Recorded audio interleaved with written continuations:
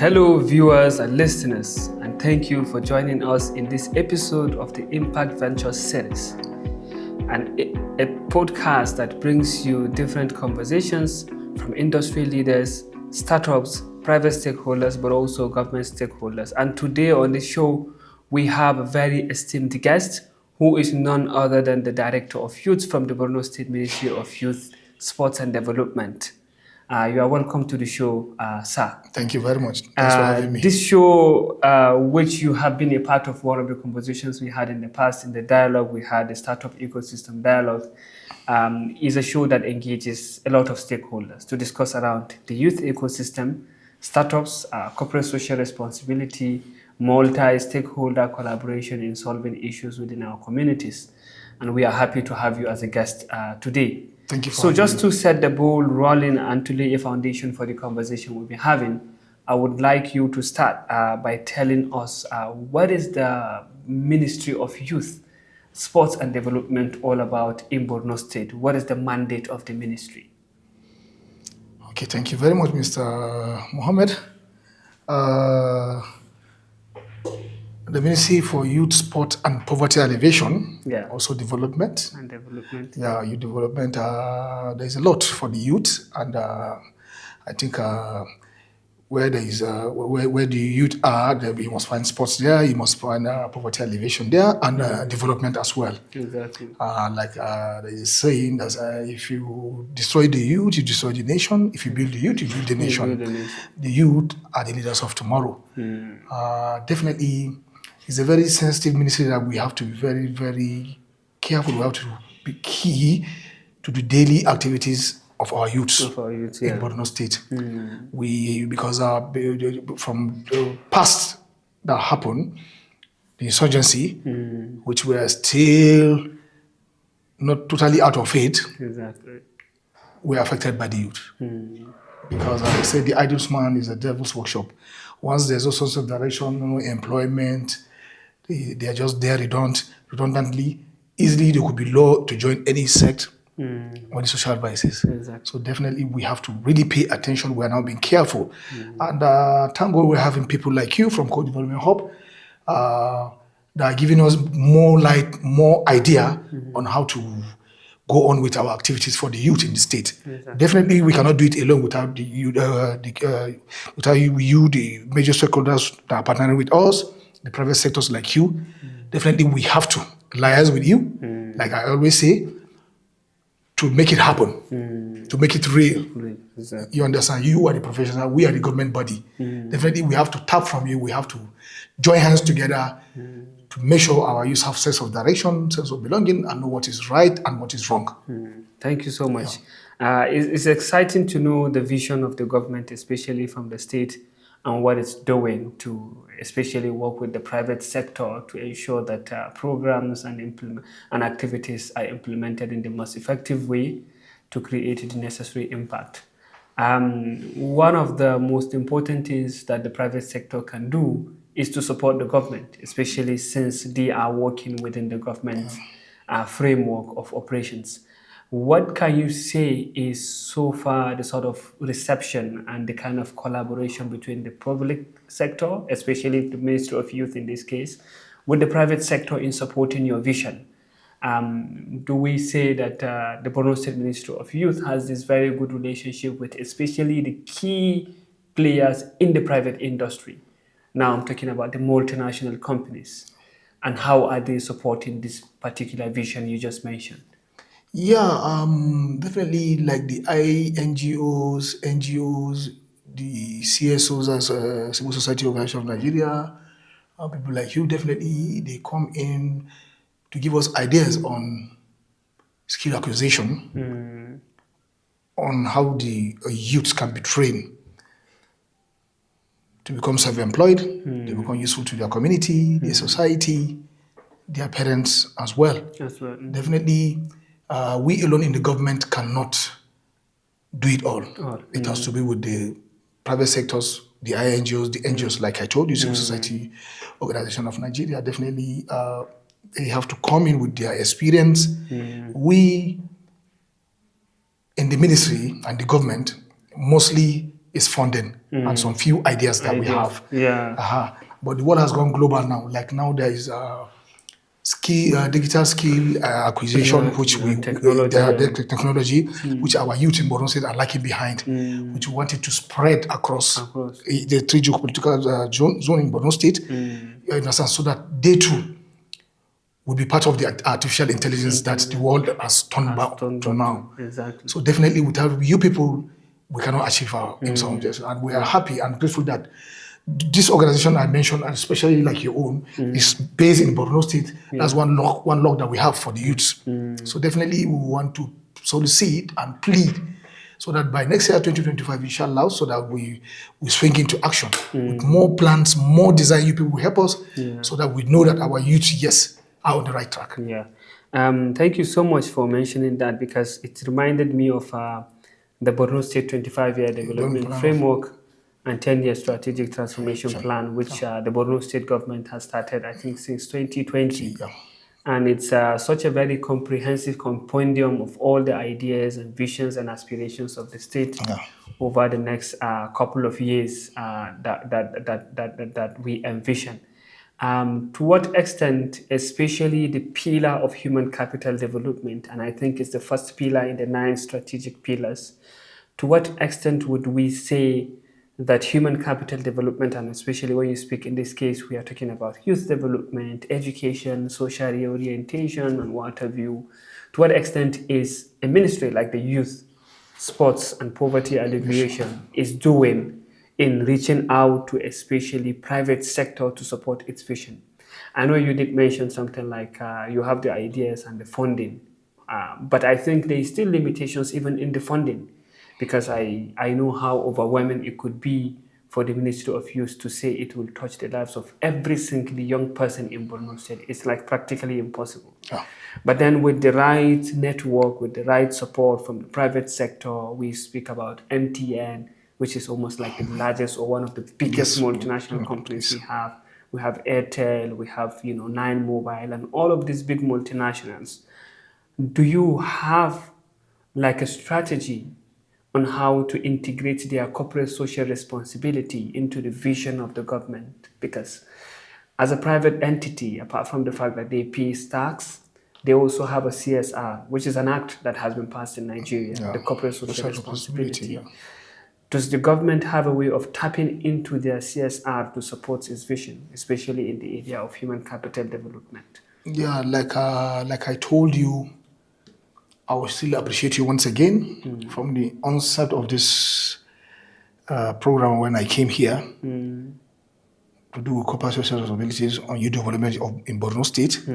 Like the multinational companies you mentioned, which we are going to still out of camera sit down, plan together how we can bring them into sponsoring our own youth with their corporate social responsibility, which is a law. And that's why they pay tax in our state. They still benefit from our own people. They buy data, you buy a recharge card, you understand, and so many other things. Modem, this is where they generate their own revenue too. So definitely for the corporate social responsibility, we're going to sit down with you, map out the ideas, draw the plan, how we are going to extend invitation on how they will come in as partners. As partners, exactly, because it's very, very important. Recently, the flood that happened in Maiduguri, even though there is a lot of phases to the flood, but can be largely attributed to climate change. And one of the major contributors of climate change is the private industry, because of course, they are running big energy, they pollute the energy, they emit a lot of carbon to the airspace, and in most instances, they are not practicing energy sufficient models for energy, and they are not conserving energy. Some 3 key areas in corporate social responsibility is known as the triple bottom line approach, which is the people, the planet, and then the profit. In terms of the people, how they are supporting people within the region, just like you mentioned, human capital development, youth development. In terms of the planet, how responsible they are to the planet, to the environment that they operate in. Are they planting trees? Are they supporting in mitigating ways that climate change could affect the people in the communities? what are their own carbon footprints? And if they have as much, how are they trying to sort of put alternatives that could, emit like oxygen, which could absorb that particular pollution, especially in the framework of carbon and other fossil fuels. And then lastly, the profit that they make, how are they using it wisely to support the communities? And I think if we, just like you mentioned, can be able to reach out to them, have a good plan on how they can support, not necessarily youth development, but even in other areas like environment, in other areas like the communities and what have you, it would make a lot of sense.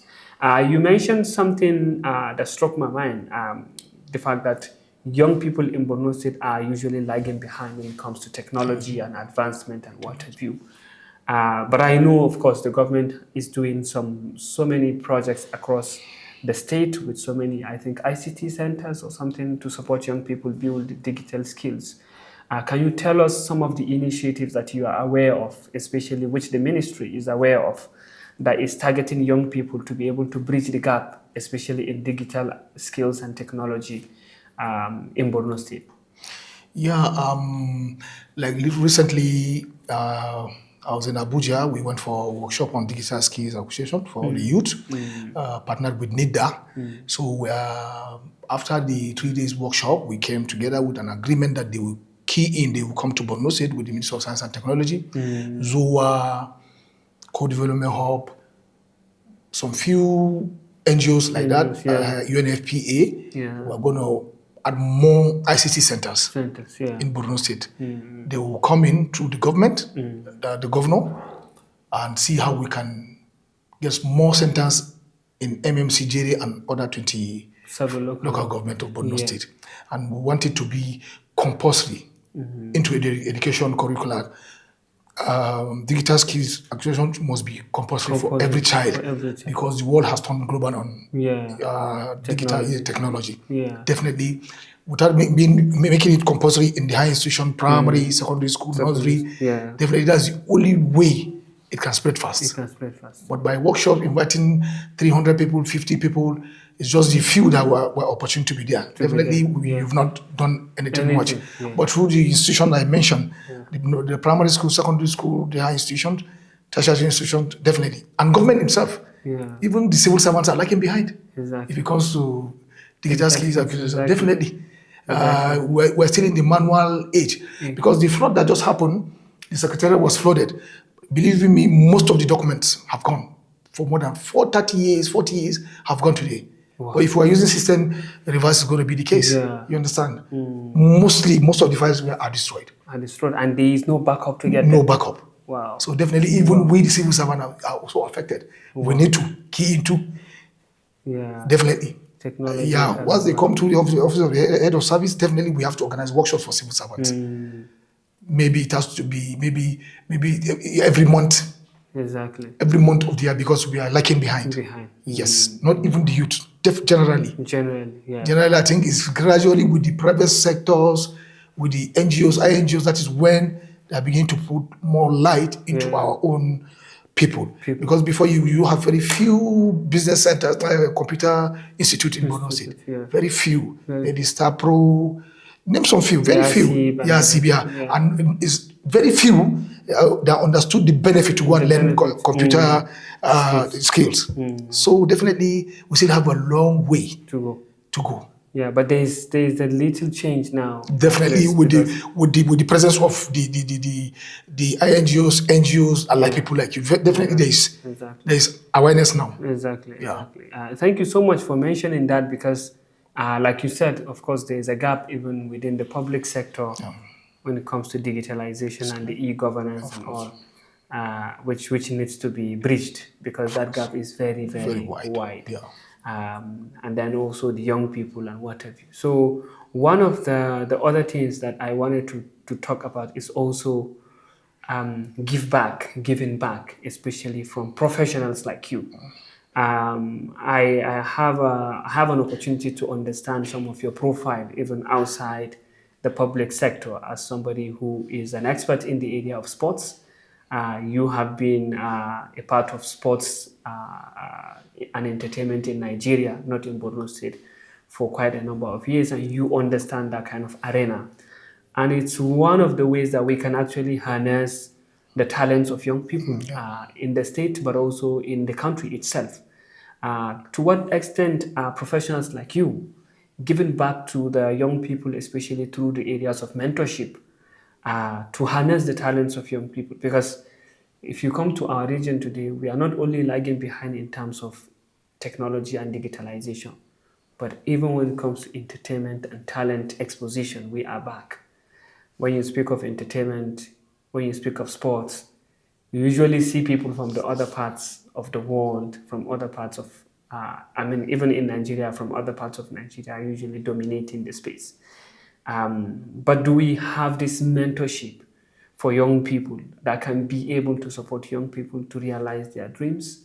And how do you think people, from the older generation can be able to support people from the younger generation coming up to harness that kind of talent? Yeah, you see, say all work without play make Jack a dull boy. Dull boy, yeah. Definitely, I don't know why. I don't know. In the past, Borno State is known in sports and entertainment Wow. worldwide. Especially if you talk of the game of handball. The game of handball in Nigeria, you mentioned Borno, you mentioned Sokoto, you mentioned Niger State. But it has changed now. Though Sokoto has still not. What do you think is the reason for this change? Yeah, the change definitely. I won't say insurgency alone, but lack of interest from our own people. Okay. There's no interest, and sports is one industry that can take almost 80% of these youth off the street. Exactly. To be a professional footballer, handballer, hockey, cyclist, judo, taekwondo, chess player, you don't need to pay a dime. You don't need to have a certificate. All human beings have their gifts naturally given by God. By God, exactly. In one way or the other. But how do you get to know until you do a litmus test to see the interest of he or she on what sports? Exactly. You understand? During my playing days as a handball player, from 1983 to 2008, that was when I stopped active play of handball. Yeah. We are all indigenous of Borno State, and even those that were not indigenous were all born and brought up here. Yeah. We were playing, we became champions in Nigeria. We represent Nigeria outside the country. The country, wow. Sweden, Italy, Denmark, Hungary, Cyprus, Kenya, Tanzania, Tunisia, Morocco. I can't mention all. Yeah. Because of handball, I got scholarship up to university level. Wow. Because of handball, I found myself today to be director of empowerment. Wow. After playing, I became a sports administrator. I became secretary, sport administrator. I became the coordinator, leading the Borno State handball team. From there, I now shift to the director of venue and facilities, the stadium. From there, the commissioner find it necessary and give me that look. Okay, since you can go out of your way without the government, look for sponsorship, and we run the affairs of handball in Borno State. Yeah. Sponsoring them, definitely, you are somebody that can lead youth group. Youth groups. That was what gave birth for me to become the director of empowerment today. Wow. It's because of sports. That's my history. I have never disturbed my parents, give me school fees, give me that. No. It's from the allowances I get. From sports? Yes. Yeah. But definitely, mind you, there is one danger in sports. I will not say danger, I will not say it's a hazard, but once you're in sports and you get carried away forgetting your education, it's a problem. It's a problem. Because after your playing career, you have nothing to fall back on because the certificate is not there. It's not there. So definitely, I'm going to tell the younger ones that want to embrace sports. There's money in sports today. Yeah. Once you're a professional basketballer, you're a professional footballer, there is millions in it. But definitely, after you're playing career, definitely, you see most of our professional football players, now some of them are coaches in our local Nigerian professional football league. These are millionaires that are known worldwide. Worldwide, yeah. You understand? Very few of them that have gone to school. Yeah. So it's still my advice to the younger ones. And I want to beg the private sectors, our government, to see that our youths are engaged in sports. That's why in the Ministry of Sports Development now, there is grassroots sport development, there's youth festival held every year. Yeah, from 12 to 15 years of age. They are grooming them every year. It's done annually. The last time it was hosted in Ilorin, the Kwara State capital. Now it's in Delta Asaba. Wow. Yeah. And Borno, the insurgency has really dealt with us. Because now until when you're okay, you think of sports. Sports, exactly. When you don't have good accommodation, there's no good feeding. You understand? No good health. The question of sports does not arise. But once peace normally find itself in Borno State, inshallah, we'll bounce back with the sporting activities. We'll start from the schools. Yeah. And I see now there is a recent revival of sports in schools.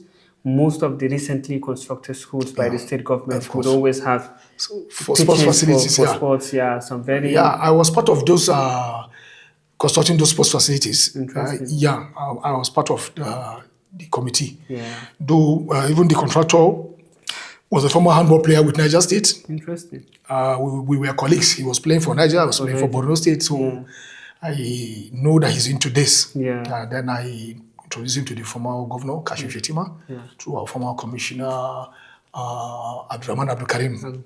Yeah, so with that, that's how they got to spend all these facilities in our schools.